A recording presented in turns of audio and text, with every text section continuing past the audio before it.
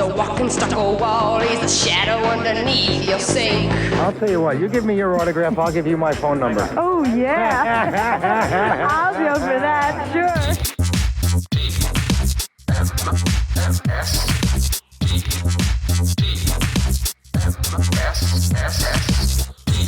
The Morning Stream. I'm bleeding to death. Humor me.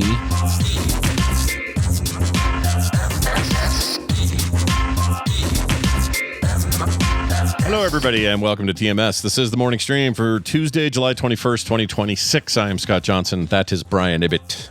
Hello, and welcome back. Welcome back to real shows. That's right. None of these weird diet zero sugar TMS. What was that? Would you call that TMS Zero yesterday? What'd you I called it TMS Zero. Although I'm all sugar, baby. High sugar, high fructose episode That's of TMS. right, exactly. Diet TMS. Sure. Half the calories of regular TMS. Yeah, no, you did. That was great. Have something in here while I was out of town.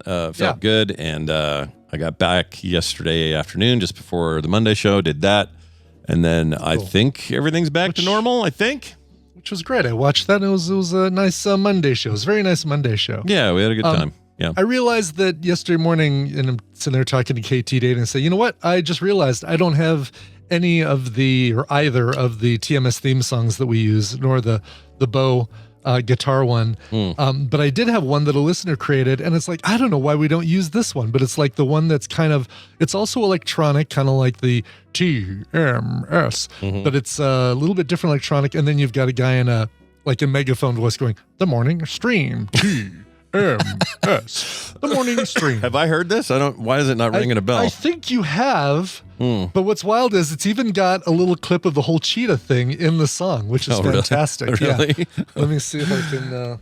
Toss it over. What's great is, we can totally play it because here it is. It's called Doctor Visit, the Morning Stream Doctor Visit. I'll put it in our TMS Discord. How about that? Yeah, I like that. Right. Sounds like something I probably have somewhere, and you have to have this. Yeah, I don't know. Yeah.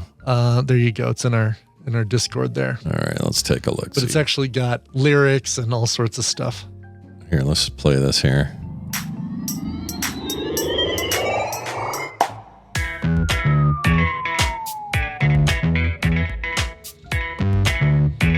It's pretty mellow at the beginning, isn't it? It is, yeah.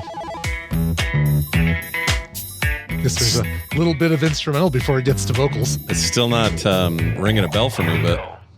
I went to the doctor because I heard voices in my head. I told him all about the crazy things these voices said. And so the doctor asked me, "What do you think this means?" "Doc, all I know is they won't stop, and it's called the Morning Stream." I don't remember this at all. Yeah. Skip to about 2/3 of the way through. All right. Here we go. The Morning Stream.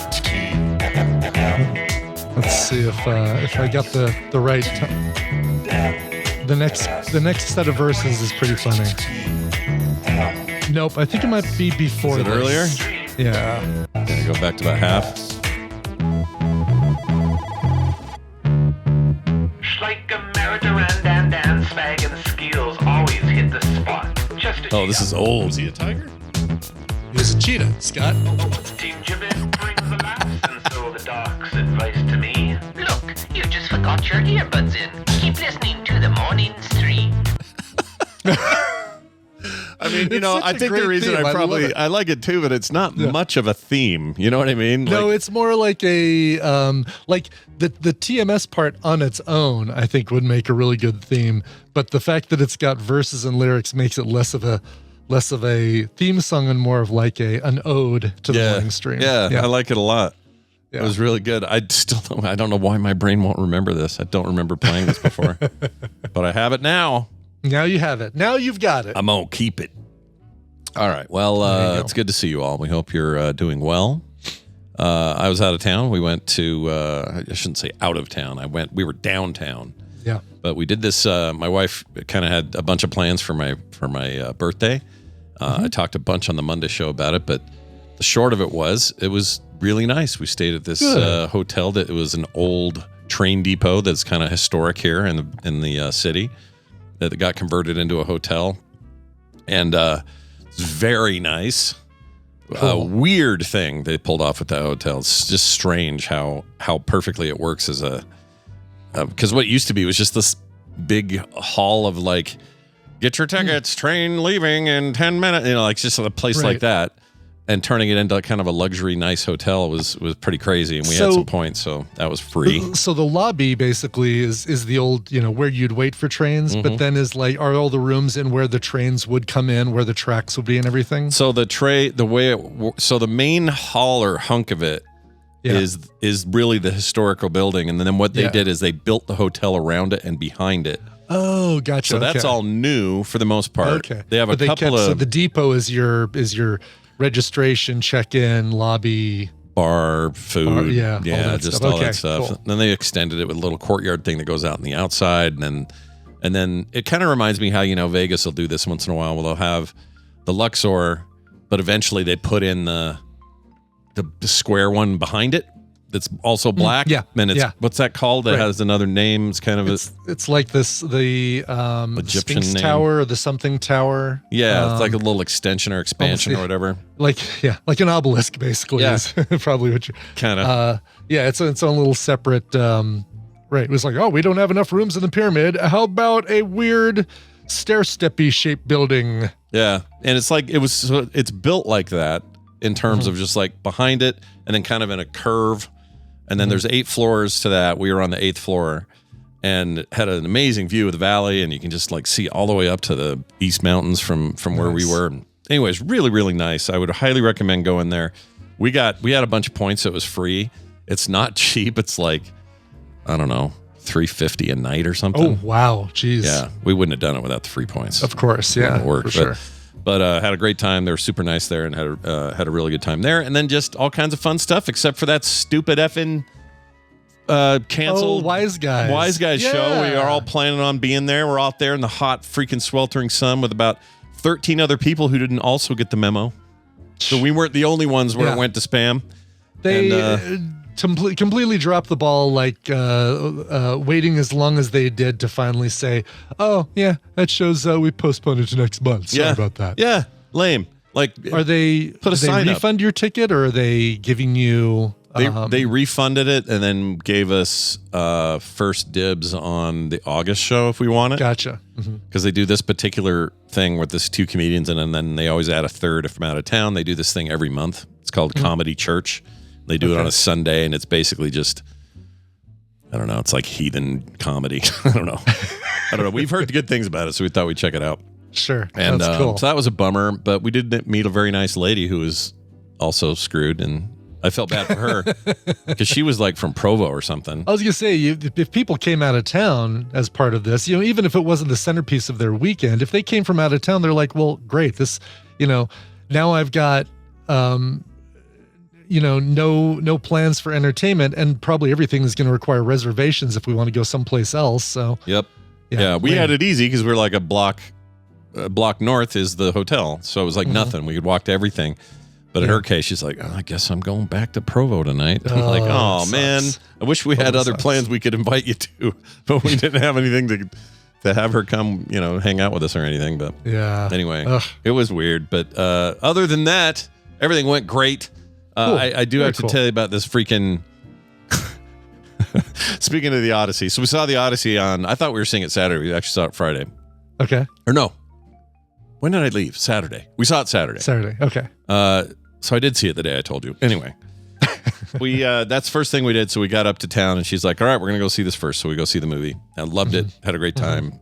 I mirror your entire review. It's a very good movie. Yeah. It's kind of a must see, and I've been thinking about it since. It's great. Hard to find fault with it. I did hear you talk yesterday about like the whole, the everybody's using an American accent or the shortening of dad. And when I brought that up to George, he's like, well, all languages have shortened, even, they didn't speak English, right? They spoke Greek, and every language has shortened versions of their words. Like you go to Spanish, you don't always say cuarto de baño for the bathroom. You say baño. Yeah. Where's the bathroom? Or bici instead of bicicleta.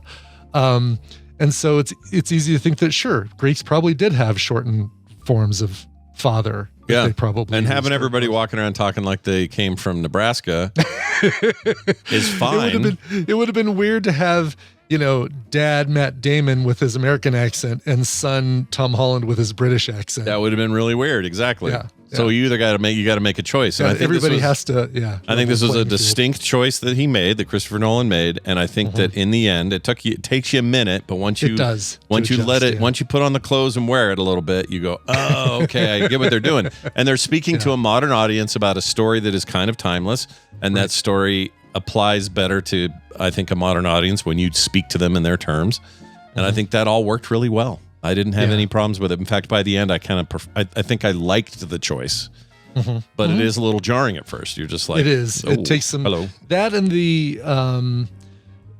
first time that you get kind of stuff out of order. And once you get used to that and say, okay, you base it on the length of Damon's beard is what part of his storyline they're talking about. Yeah. Oh, okay. This is after the wreck. This is before the Cyclops. This is after, that sort of thing. Yeah. But, apparently that was his real beard, and they shot those scenes in the order in which the beard was the longest or shortest, depending on the need. Okay. I was wondering if they shot like the oldest stuff first with his long beard, and then they just kept trimming the beard to do younger and younger that'd stuff. be a great way to do it. Yeah, then maybe you got full control over it. Yeah, they might have. All I know is they were like, we gotta make this as accurate as possible, and he grew a beard for a year before filming, or something like that, and so that's his real freaking nasty, gnarly, curly hair. Yeah, that's a pretty nasty, gnarly beard, and it's an accurate beard for some guy who's been wandering around and chumming it up, tenting it up with Charlize Theron for a while. Yeah, he was. And he was ripped. He was freaking ripped. My gosh. Every time he was wearing something, I was like, oh, it's Matt Damon. Yeah. In his 50s doing his thing. And then he'd take his shirt off and I'd go, jeez, we've been to the gym.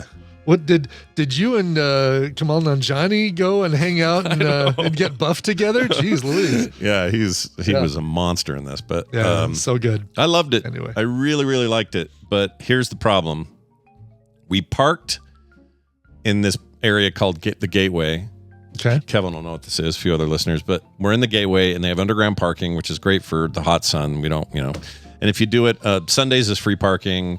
Saturday wasn't bad, so you basically just pay for whatever Saturday is, and you do it all on your phone, and it's super simple. So we're just like, we're going to park in there, and we realized, well, we're so close to everything, we don't need to get the car again. We'll walk to everything. The dinner reservations were in walking distance. The hotel was.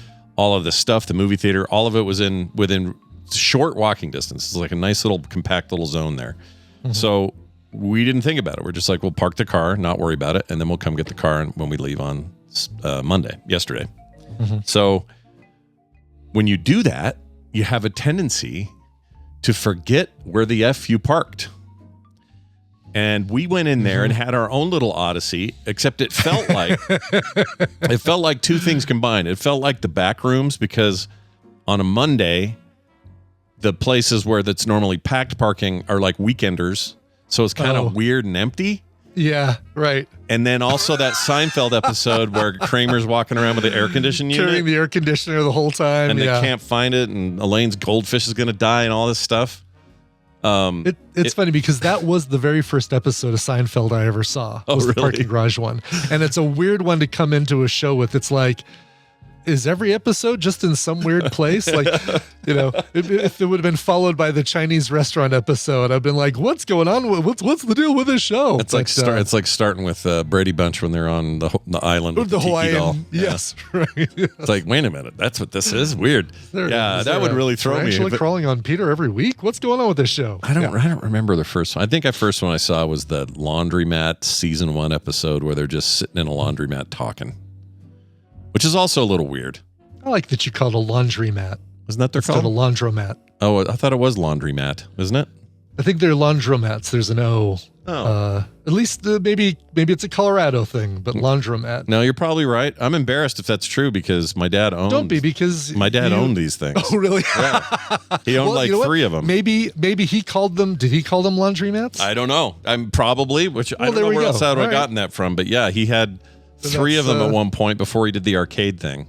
then that's, you learn it from I learned it from you, Dad. But it makes sense that I'm looking at all the spellings. It's all O everywhere. Laundromat. Yeah. Yeah. He always said laundry. I think my dad also said things like, and it's a weird thing, right? Because you don't say Laundro. I'm going to go do the Laundro. Why not just put the word mat after the word laundry? Because it's a laundry mat. Also, what is the mat part? What does that even mean? That's a really good question, because we have the photo mat too, right? Like mat has to be the shortening of some sort of building type. Yeah, like right. A little automated? Is it automat? Like automated? Oh, like automated, but you say Laundro Mated or Laundro Mat. Laundro Mat? Interesting. That doesn't make sense. Yeah, now I'm confused. It's not automated. If it was automated, you wouldn't have to sit there with your clothes and move them from the washing machine to the dryer. Oh, it says Something would automatically do it It says for you. the term was coined in 1940, sometime in the 40s, by George Edward Pendry.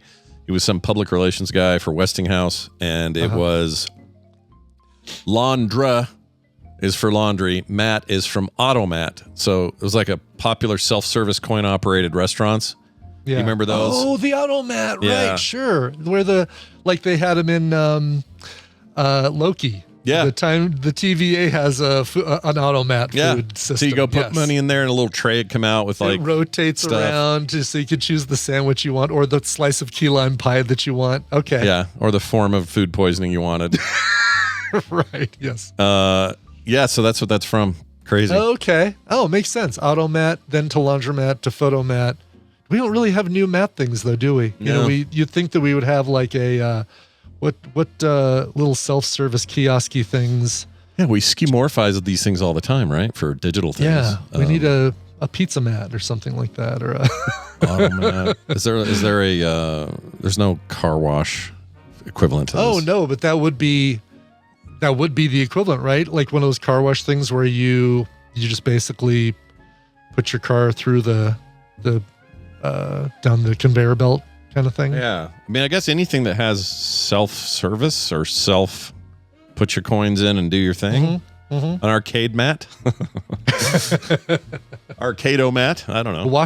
You think a wash-a-mat, like one of those where you wash your own car with the hoses and the brushes and stuff would be like a wash-a-mat. You'd car think. automat or something. Oh, no, I guess that are used That's the food one.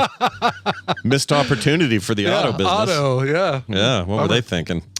Well, anyway, we finally found it, but it took us a while, and it just was kind of embarrassing, and nobody's even do there. The thing where the key fob, you keep pressing it, listening for the We're honk. like, is it happening yet? Like, no, because the car's not the loudest of those. It doesn't do the full. Brrr. It did like a little.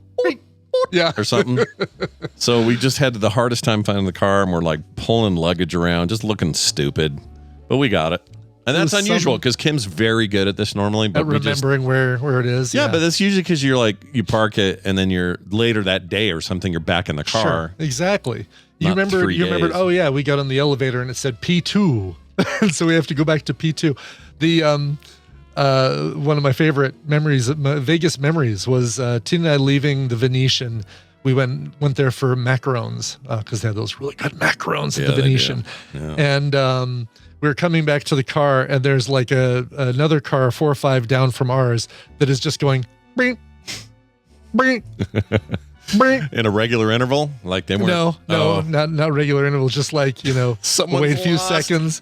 Yeah, and so we're like, oh, that's sad. And so we pull the car out and we start going around the circular spiral down to the next level.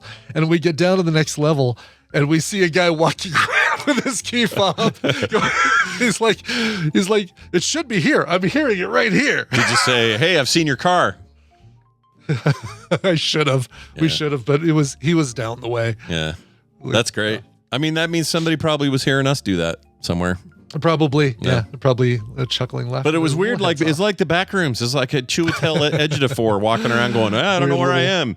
Like liminal parking lot spaces. Yeah, because it was so weirdly empty. It's also recently been repainted, or I don't know. They did something in there, so it's all a little weird. And there's some green neon going on, and oh yeah.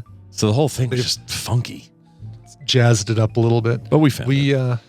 So we went as I mentioned on Film Sack, and man, sorry about the audio quality. I'm probably more sensitive about it than it really needs to be, but in my head, I sounded horrible. And it probably made me feel like talking less. But we were in Glenwood Springs ourselves for the weekend. Nice little parallel vacation time for the two of us. And nice little resort in Avon, Colorado, which is west of Vail. So as you're coming out of Denver, you hit a few ski resorts, you hit the Eisenhower Tunnel, and then you get to Vail, and then right after Vail is Avon. And Avon, don't be fooled by the fact that it's not Vail. It's just as expensive to do things there as it is to do things in Vail.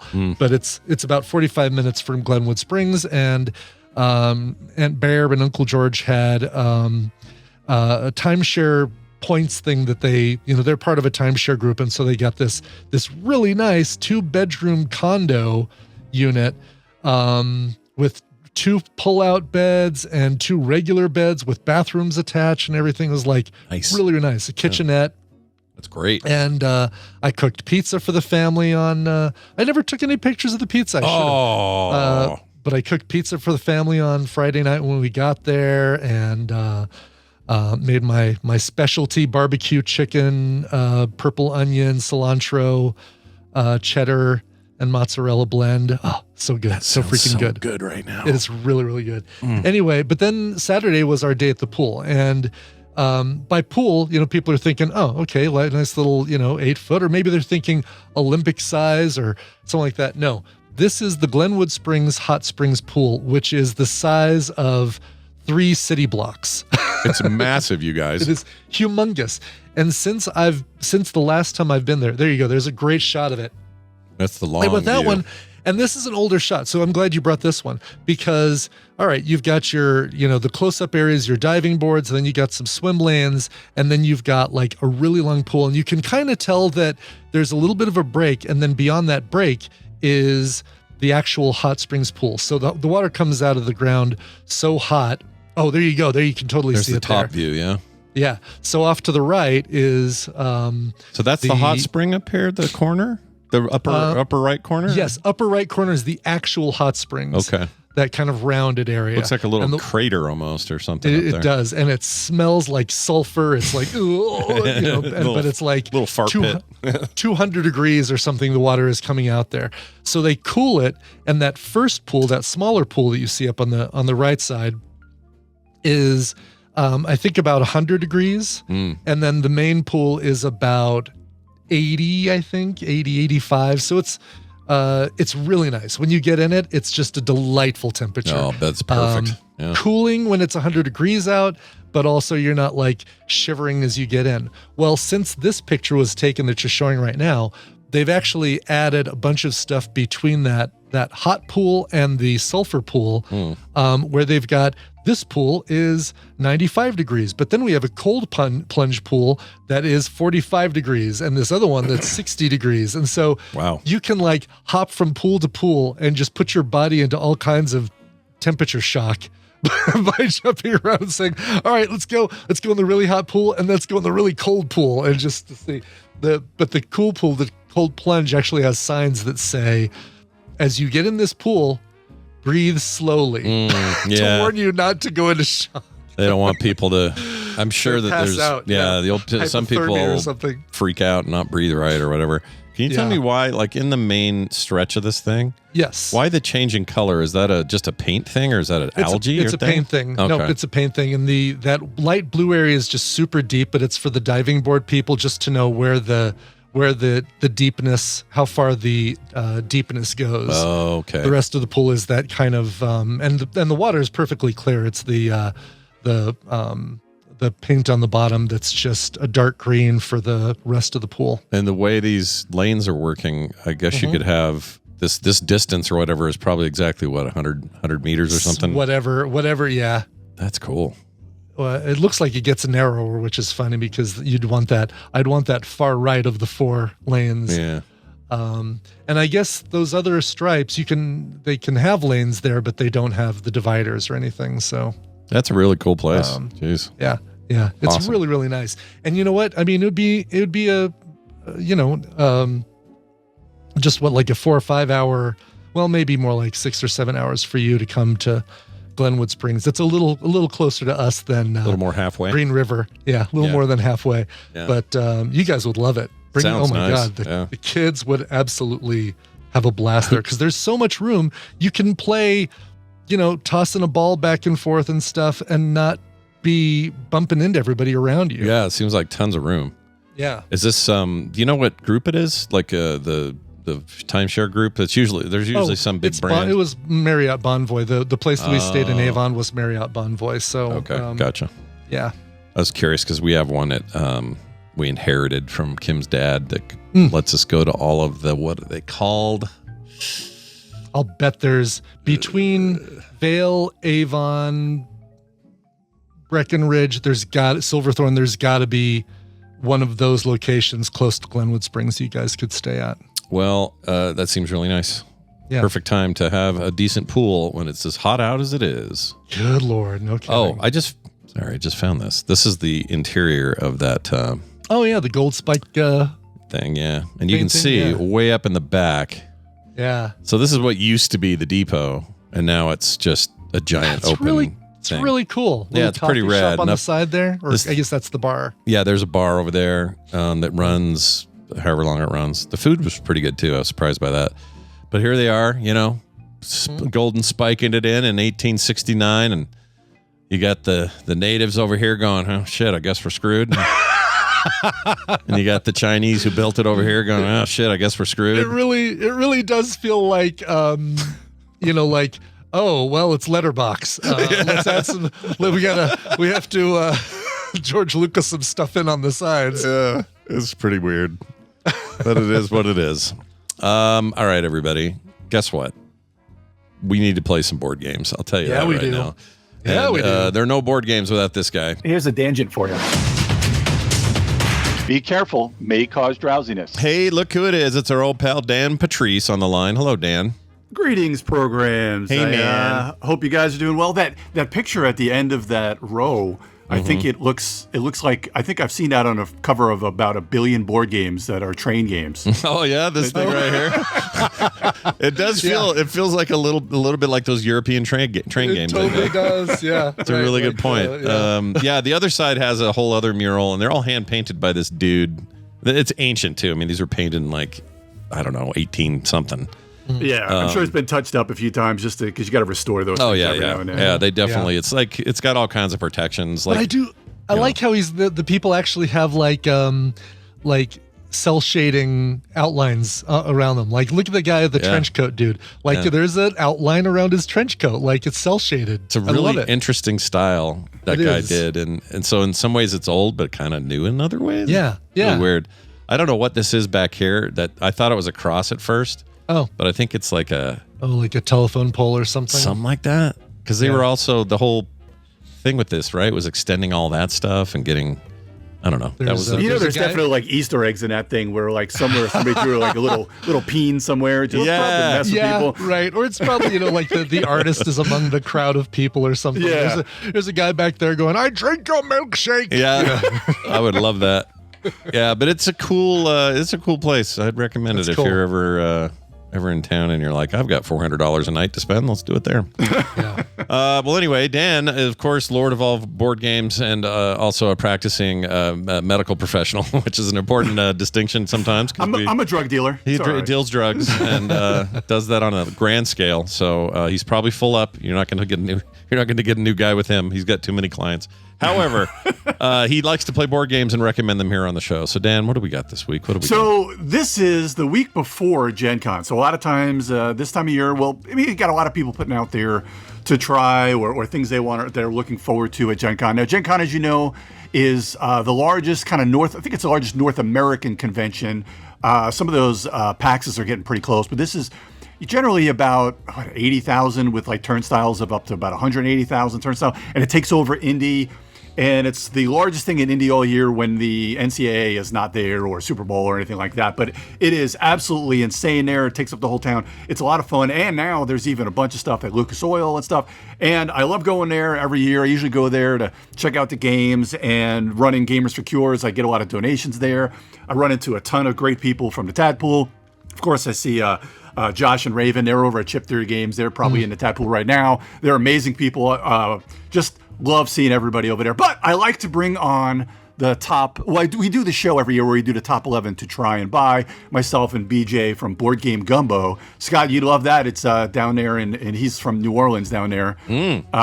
He's so New Orleans that when he says, like, when he's typing me things, he writes, instead of saying I want to go, he writes GAUX like every time he does it. Oh, really? So, yeah, that's how Cajun he is. That's funny. That's great. I feel like when you say he's so New Orleans, you're supposed to pause so we can go, how New Orleans is he? He's so New Orleans. Yeah. But he's such a great guy. And he does the birthmark is a with me. fleur-de-lis. A natural fleur-de-lis birthmark would be really weird. That's awesome. I love the name too. What'd you call it? Board Game Gumbo? Yeah, BJ from Board Game Gumbo, and he's a lawyer down there, and he's older like us, so I always picture him wearing like those suits like you have in that little thing where he's got like tails on it, going to do to protect people in the courthouse or something. The bowler tie. Right. Yeah, all that. But I'm going to go through these fast, as I know we're always, we got so much time, but I will talk about I went ahead and took both of our kind of lists. We're recording tonight, so you'll see that on the Geek All-Stars. I don't want to give away the full list, so I kind of put an amalgam of my list and his list, and I gave the top 5 games to try and buy from Gen Con. And the ones that are try are things that you, as far as I know, you can only demo. You cannot buy them as of yet. And then to buy are ones that, as far as I know, are released this year at Gen Con to buy. And some of them may be a little bit earlier, but they're not like from 5 years ago that I just happen to want to buy there. These are fairly newer games.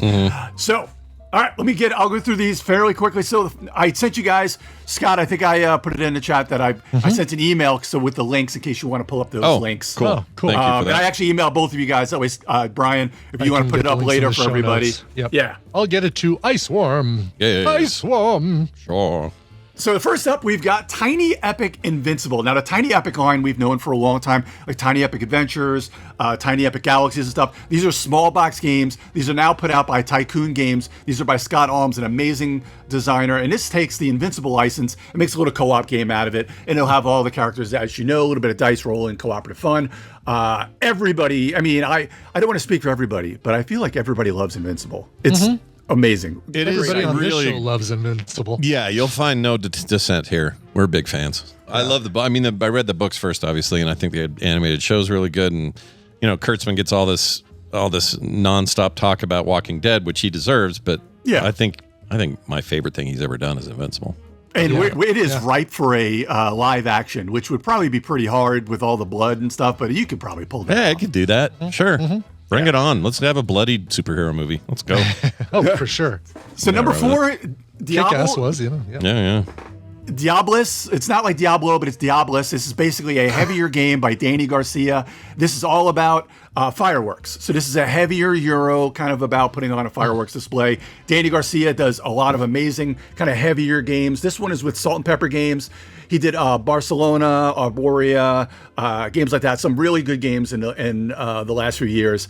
That is Diablos. Number 3. These chits are crazy, by the way. They are. I know. I love the little people holding fire, like sparklers or whatever they're. Oh yeah. So you actually put those into pieces as you play them onto the board, and they represent either the power or the colors and things like that you're of the display that you're using. Look at that board, dude. Jeez Louises. Oh, it is not a Scott game at all. Oh, dude. Holy shit. Wow. Yeah, and Danny Garcia, known for kind of the heavier weight Euros. You're talking 2 hours at least, especially the first play, probably 2.5 hours with Teach and such in the first game. Damn. But what is that? How you guys say it with Teach? I love that. Yeah. So like with Teach. So most Teaches, especially with heavier Euros, you're looking at 30 to 45 minutes just for the teaching alone sometimes. And I know, Scott, you're already back to playing, Slay the Spire on PC by that point. You're checked out. He's given up, yeah. He's doodling his next sketch on the side. I just don't have the attention span. The ADHD would be real hard on a game like that for me. Well, and the big joke is like when you're done teaching a game and you're about to do the first, your first turn, somebody will turn to you and go, so how do we play again? Yeah. After you just talked for 45 minutes. Yeah. Oh my God. No, with Barb, by the way, just a quick side, we played Da Da Da, and it's very conceptual, right? You're basically creating a language, and then you're combining these other nonsense words to make new words and things like that. But the whole time, you can't speak English while you're playing this game. It's like, zoo, zibong, zubong. Barb just could not wrap her mind around it. And she kept going, wait a minute. What am I supposed to do with this? Am I just supposed to say bong zoo? I'm like, yeah, you're only supposed to say the words that are on these cards. Okay. And then she does it for a second. Wait a minute. Now you're combining the words? When you finish playing a game like that, for the next hour, you almost have to try to relearn how to speak again. It's just really weird. Yes. We had that problem. We were playing Clue right after that, and I kept wanting to go, Bongzoo, Colonel Mustard, Bongzoo. It's like when you watch a show for too long. Like if you watch, we binged, 6 months ago, we binged the last season of Love on a Spectrum. Yeah. And when you watch people on a spectrum speak, now obviously some people have different, there are different levels of that, but it almost takes you a second to not speak like them. Oh yeah, no, I've been doing the interesting kid for half the year. I love that guy. I love that kid. Yes, 100%. Interesting, and you like video games? Interesting. I love it. I love that. I love everybody on it. I mean, I just love rooting for everybody on it. Same. Anyway, yeah, big time. Number 3 is something that Scott could definitely get behind, because a few years ago, one of the big games that was kind of the next level of Terraforming Mars, Terraforming Mars made its own kind of genre, and then there's been games that are Terraforming Mars like. Now, Earth was a game that came out from Inside Up Games that was kind of a heavier, I wouldn't say heavier, it's a medium weight, but really good game. But maybe that one level past what some people want to play. Now they're putting out Earth Express is going to be coming, and this is basically, you're looking at 20 to 30 minutes, but you get that same feel with using kind of multi-use cards, making you a little tableau, and it's going to be in there for demo. I got a little peek of this one, and it is really good, and it really captures that fun for people that don't really want to sit there for an hour and a half to 2 hours to play a game that's a little bit larger. These next two, no cease and desist coming from the Futurama people about Earth Express. Oh yeah. I don't know. Planet Express. Yeah. Well, actually, nowadays everything has been called Express. Like you take a big game and it's either kind of the smaller one is either duels or the dice game, the card game, or Express. Like that's the big. Here's our thing 20-minute version of our normally 90-minute game. It's the Express. Yeah, exactly. Right. And it's funny because there's one on the to buy list that's exactly the same thing. It's funny because now I think we got into it last time about how now that we're still kind of in the last end of the echo of the tariffs, where they weren't making large games for a little while. Now a lot of things are smaller, easier to, it's cheaper because of tariffs, or they can produce them either in Canada or over here, mostly cards and stuff like that. So you've got a ton of games at Gen Con coming out now. There's like 1 million trick takers, 1 million little card games, things like that. Maybe over the next couple of years, you'll see a lot more. As I say this, well, this is because this next one is going to be published probably over the next couple of years. The next one is huge. This is War of the Dragon, The Wheel of Time. Now this has the Wheel of Time theme IP on top of it. This is a larger game. This one looks great. It's kind of more of a one-on-one type game, but you can play it for 2 to 4 players. But it is going to be a longer, more kind of, just more grandiose kind of war strategic game. But it looks absolutely amazing. Ryan Schoon is one of my often co-hosts on the Geek All Stars, and he's one of the designers on here. This one looks absolutely amazing. I'm hoping to get it out. I'm hoping to get over there to play it, to demo it. And number 1 in a 2-try, this one I've been talking about. I even kind of talked about it here months ago, I think. This is the Lord of the Rings, The King's Gambit by Restoration Games. Now it took Star Wars to Queen's Gambit, and now they're putting that Lord of the Rings theme on there. Yeah. Man, I can't wait to see what this. Hopefully, Justin, the owner of the Restoration Games and one of the designers, hopefully I can get a little private demo there. I know they'll have it at their booth, but hopefully I can get a full game in there. This is really cool because the Queen's Gambit, you're fighting on like 3 or 4 different places. You've got remember episode, The Phantom Menace. You've got Jedi's fighting here. You've got the Gungans fighting versus the droids. You've got the space battle. You've got trying to get to the top into the Queen's Chamber. That's why it's the Queen's Gambit. Here, you've got the King's Gambit, where you're going to have, you're going to have a large scale war. You're going to have basically some of the heroes fighting, and you're using by doing this, you're kind of programming cards. You'll get a certain amount of cards from different decks that are multi-use cards, and then you're going to program using either however many from one deck or the other, and you're trying to outsmart the other person, because obviously if you focus too much on one area of combat, somebody else is going to get the edge on you, and depending on if you win a certain amount, that's who wins the game. You got to win a certain amount of the different areas. This looks absolutely amazing. This will be a Kickstarter later this year. You can only imagine how many millions this will probably raise once. Probably do really well. Let me ask you a quick question about licensing in the board game world. Yes. There's a general sense, and it's not obviously it's not true of everything. There are plenty of good licensed video games, but in the video game world, people are often critical of licensed games because they aren't good, or they didn't fully realize the IP or something like that. It's a reskinning of an existing game just with somebody's IP. Oh yeah. Or they're kind of half-assed or whatever. And there have been worse times, like in the 90s it was an absolute slogfest, just anything with licenses. My question is, in the board game world in general, is that considered, or is it the opposite of that? Is everybody pretty happy with how everyone treats IPs? Are the IPs, I don't know, are they better for it? Like you see these hit games like that or the Elder Scrolls game over at Chip Theory did really well. Oh, it's so good. Yeah, it's really, really good. So here's is that the thing. generally the thing, or are there some bummers out there? Years ago, I would say, probably about 10 years ago, licensed games generally sucked. It depends on who put them out. Like there were a couple companies that were really good at doing licensed games, but then a lot of times licenses, like you said, they were just basically reskins and rethemes of other games, maybe changed a little bit.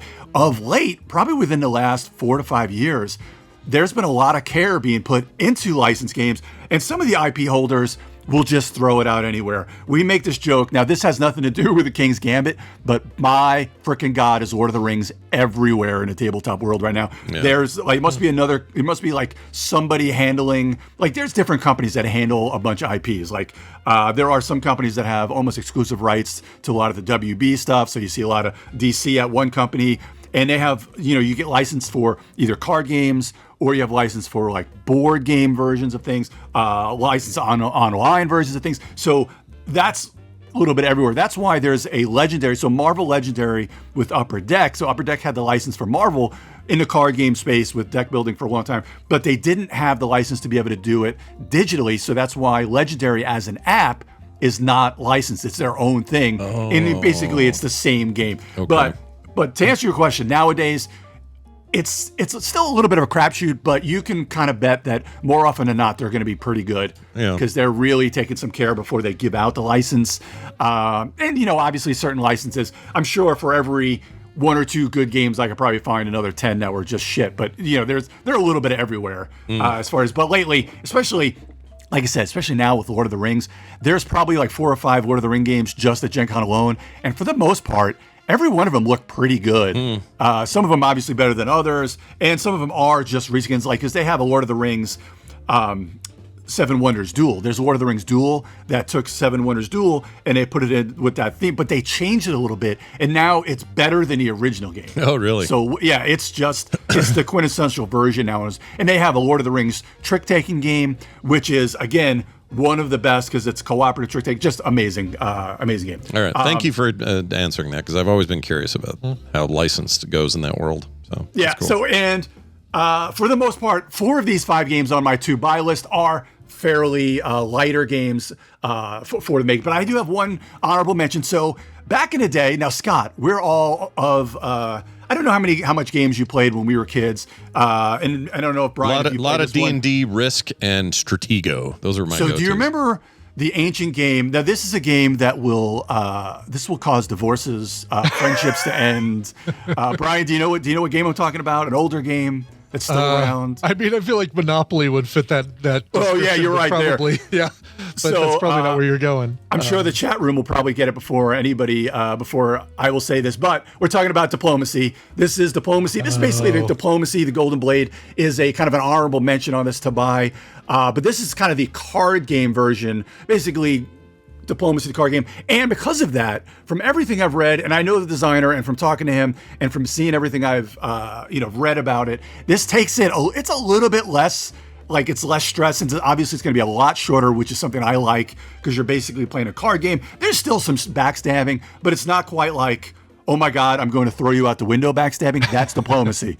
That is one of those where you will argue with somebody for the next 3 days, being like, hey, can you pass the salt? What do you mean pass salt? Maybe I'll pass you the pepper because you didn't have my back in that diplomacy game. You lied about that. So, that's one of those things. Oh, it's awesome. Wow. But this one looks great. This is from, like I said, Renegade Game Studios, $30 for this one. Number 5, this is a really cool game. Scott, Brian, you guys would both absolutely love this game. This is called Got 5. This is kind of a lighter. Now, I don't know how much you guys like logic problems. Now, with Brian, I know we both do a lot of these daily things, so I know we love logic problems. I don't know if Scott... if you're up for this, but this is kind of a multiplayer where you've got little chits in front of you, and they're really well done little kind of that I can't remember what you would call these. They're not plastic, but they're not. They're like meeple squares, Squeeples. Yeah.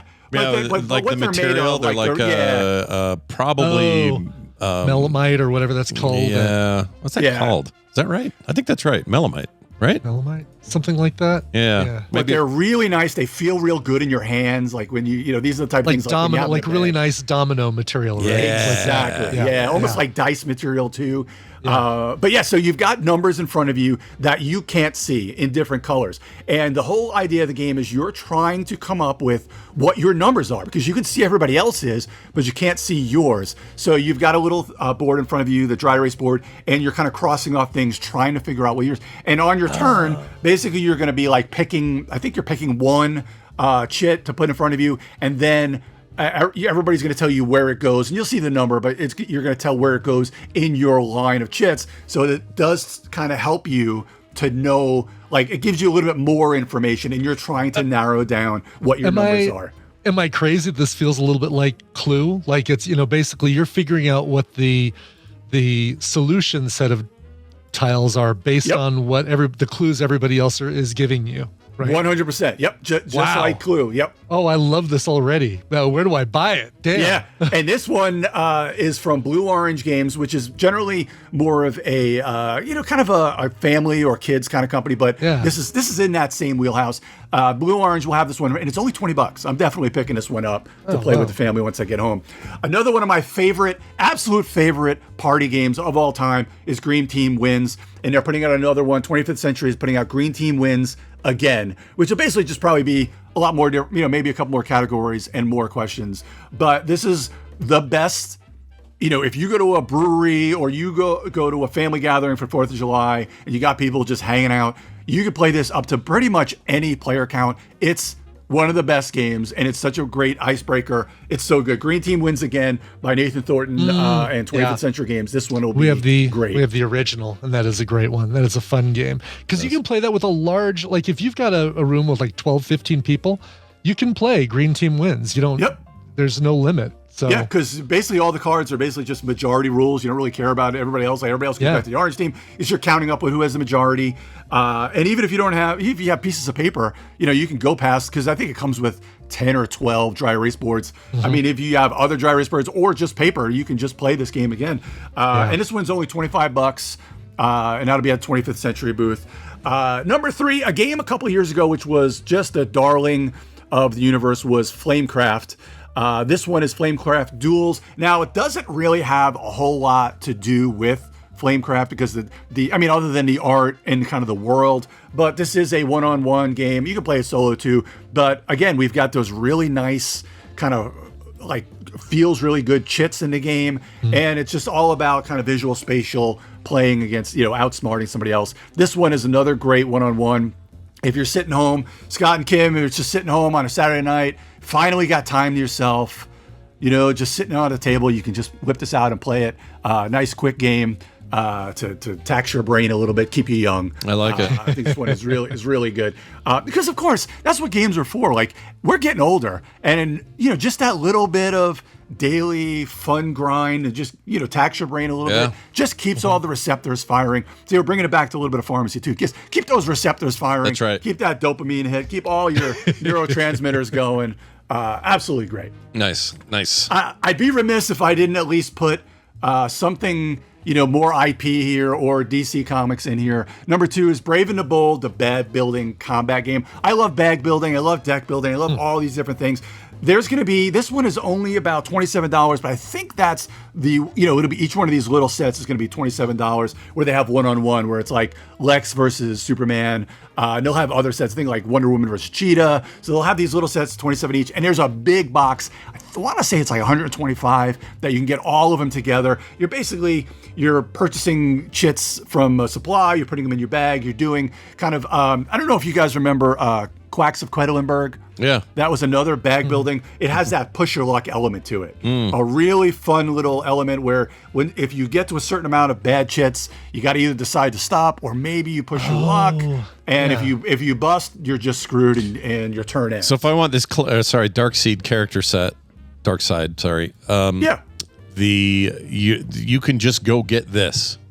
And that's you got a bag of you got a new character to duel with, and you meet up with your buddy and you go play if you don't want to buy the whole thing. Probably still need the base game though, right? Or no? No, well, so each one of these are going to be a 2-player. There'll be a 2-player set. So they'll only sell them. They'll basically be like Darkseid will be with, what's funny is that Darkseid is kind of a Superman character anyway, but Darkseid is probably with somebody like either Flash or Batman because they've got like kind of like that Unmatched where you could probably, if you've got multiple of these pairs, you can cross play. Oh, you can cross play any of them. You can even play, I think, hero versus hero or hero versus villain. There was a DC deck building game which had these DC deck building rivals. I want to say that was Cryptozoic put out a few years ago where they were just one-on-one sets and they were really good too. This is now just kind of a different company, obviously, but with bag building. This is Resurrection Games. I wonder if we're going to see more DC and this license going in other types of games because again.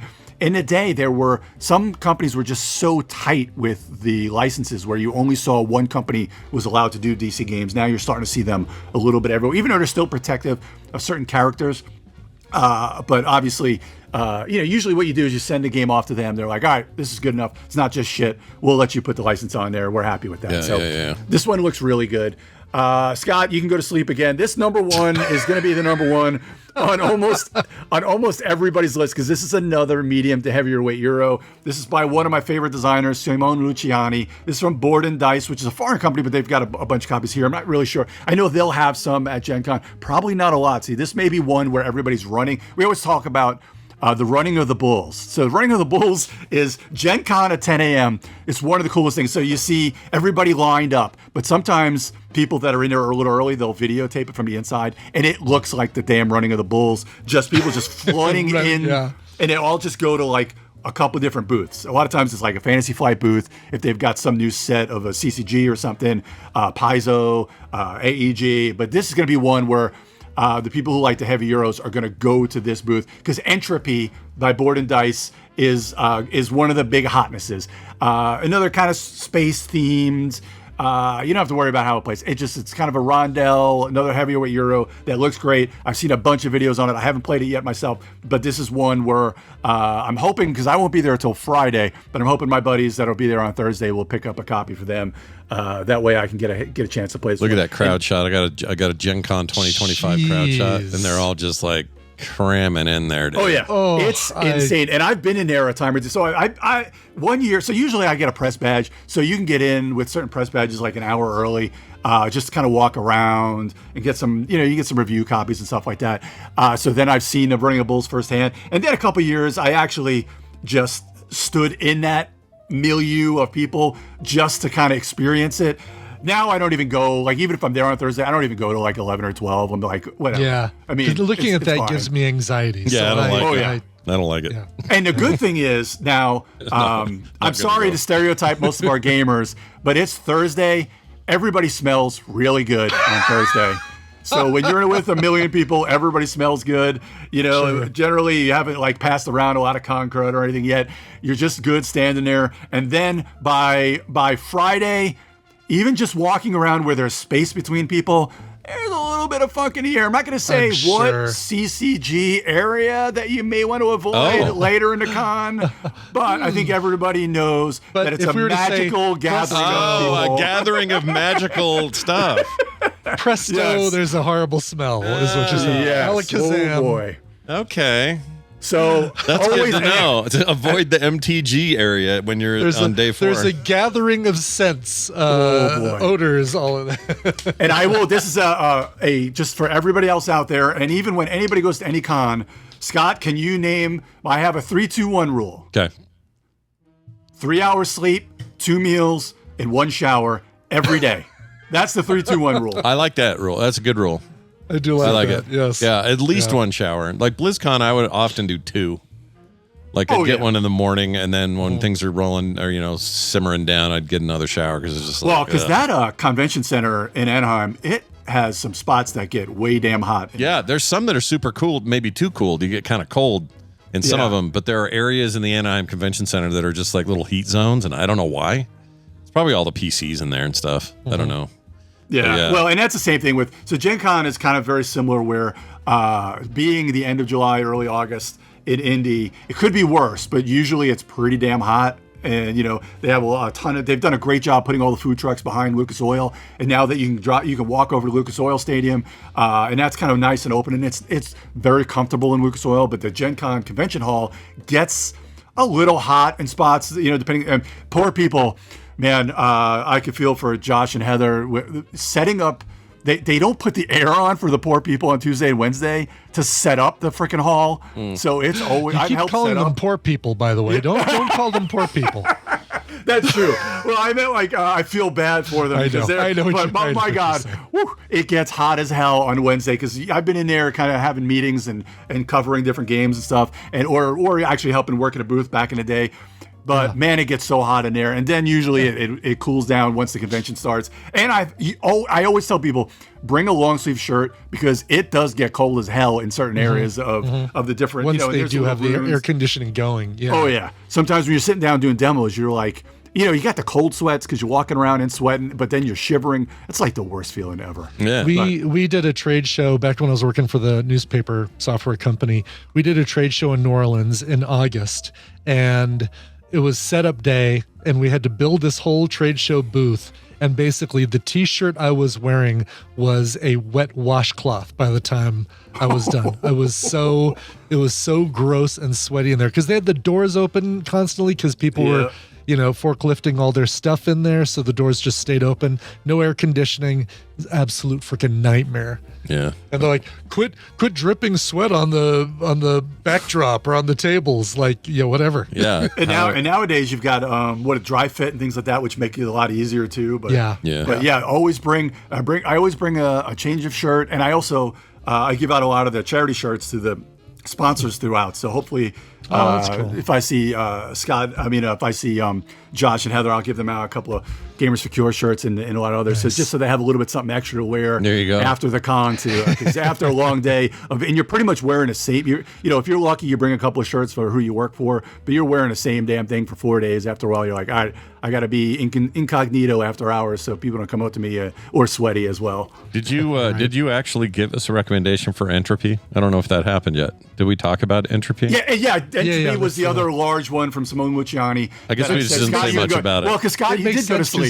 Yeah, he said, "Go to sleep, Scott. This one's not for you." Yeah, so but we didn't really get into the game, though, did we? Did we talk about the game much, other than? Well, I didn't really want to. It's one of those kind of long, heavy Euros that you just know that it's kind of you're using a rondelle. It's got kind of like a space theme. It's another one of these where it's not really that important. You're just doing a lot of fun things. It's a fun long game. You're doing a lot of crazy stuff. The guy who makes it how do you pronounce this guy's name who made it? He's a solo developer. Is that Casper? Friedreichowitz. Casper Friedreichowitz. Casper spelled a K backwards A. C. I got to look at what you're looking at because that might be. Oh no, that's probably just who tweeted that picture out because the designers are on the front page. So it's Tommaso Battista, Simone Luciani. Simone Luciani, one of my favorite designers. Nestor Mangione, also another amazing designer. Simone Luciani has done a million heavier games. He did Grand Austria Hotel, which actually being a heavier game, Scott, I think if I sat down and taught you Grand Austria Hotel, you would absolutely love it. Because Grand Austria Hotel. It just has some really cool, very lighter kind of elements on how you play. And it's just a really fun game. Whereas when you get to the other side of the world with Barrage and Gollum, Anunnaki. Those games are way freaking heavy. You would not like that. But when you've got kind of, you're drafting dice and doing things in Grand Austria Hotel, it's probably in my top 20 of all time. But it's not as heavy as it may sound. But because, again, you're not the one that's going to have to, read the rules or upkeep the game. You're just going to sit there and do your thing, and you're going to love it. So, I mean, it's an absolute blast. And that's why I think even heavier games are for everyone. It's just, teaching is an art form. Brian, I'm sure you're the teacher in your group. I am. Yeah. So, yeah.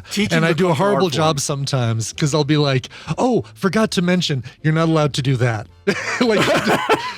First round of the game. Yeah, first round of the game. Oh, by the way, forgot to mention, you can't play that way. As long as, Brian, you don't do one of these things where it's like in a third round, a 3-round game, third round, you're like, oh, I forgot to mention, this is where you get all your points, and I've got all of these, and I win. Those people are never playing that game ever again. Right. Oh, forgot to mention, if you have this card, you automatically win right here. See everybody, thanks. Oh, and I'm going to grab that card right now. And with teaching games, a lot of times as you're reading the rules, you're kind of thinking to yourself, all right, well, this is not as important, or this is how I'm going to teach this one, stuff like that. So, I always tell people, one of the first things you're going to tell people is like, this is how you win the game. Now let me tell you how to play the game, and then, pointing out things. And then the first couple of rounds, you're just like, all right, that's a good thing to do. If you want me to, give you a couple of examples of what you could do whatever you want. But here's a couple of examples of what you could do, or explain why you're doing what you're doing. I'm sorry, I get long-winded. I get so excited about talking. That's all right. No, we love Gen Con. Like Gen Con and Spiel des Jahres, like when you come, or when I come back, but when you reference those, like the top lists, we always love these. So yeah. Plus, dude, your passion is palpable. I like it. It's infectious. Yeah. Everybody's going to go play some board games now. Giant Euro board games that take 5 hours to play.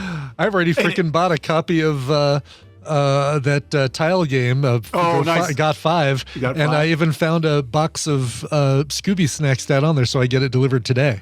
Nice. A small, real quick, because I want to do chip theory real quick because I know they're in the chat. Okay. So, all right, so there's a game. It's called Dragons of. They'll have a lot of stuff for 20 strong, which is kind of the solo dice game, which I absolutely love. But they got this game called Dragons of Etchinstone, which is kind of like a solo game where it's just kind of a dungeon crawler or a solo dungeon crawler, but you're kind of just playing it in your hand. Mine's over I'm sure there. Josh can give more information in the chat. But this one looked so freaking cool. Did they send you one of those? They did. Oh, they did. I gotta have to see if I can get a couple, because I know they've got other sets and stuff like that. But I'm gonna have to see if I can get them to send me one of those. Send us expansions a cool and wallets. Yeah, too. the little wallet thing to carry it in. This wallet thing is perfect. This goes with me on the plane. Next time I fly anywhere, I'm playing this on my little tray table. It's perfect. Hell yeah.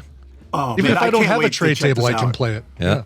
Because it's one of those where, like, when you're online waiting to get in somewhere, or if you're at dinner or something, it's just a really cool thing. You could just play. I love stuff like Josh that. says he'll hook you up in the chat. So. Oh, love it. Thank you, John. I'll definitely look forward to seeing him. And also, what's really cool, they had coffee last year at Chip Theory Games. My wife was raving about that coffee. Some different booths do stuff like that. There was a booth, Thunderstone was given out with purchase hot sauce. Yes. It's good coffee, too. It's that. The coffee's so freaking good. Yes. We got a couple bags of it, and it was so good. Oh, yeah. What was the hot sauce company? Oh, that was so at Thunderworks Games. They've got a couple of really good games coming out this year. Questline, which is a card game, but they had different hot sauces. And Jess from Thunderworks, they told me that they're going to have different hot sauces because I got a jalapeno one last year that was really good. Their Instagram said it's coming back. Oh, look at that. That's so cool. Yeah, booth 815. They're bringing hot sauce back. Yeah, that's the jalapeno one, I think, right there. Yeah. But Questline is really cool. They put out Fliptoons. They're going to have season 2 of Fliptoons. This is one of the great companies. They don't have a huge booth, so definitely get over there. And they'll probably have a lot of Questline to sell. Stone Spine Architects was one of my favorite games of last year that I bought there. They've got an expansion. I don't know if that'll be for sale or because I think it just went on Kickstarter, so you might be able to see some about that or maybe demo that one. But man, Fliptoons is really, really good too. That's great.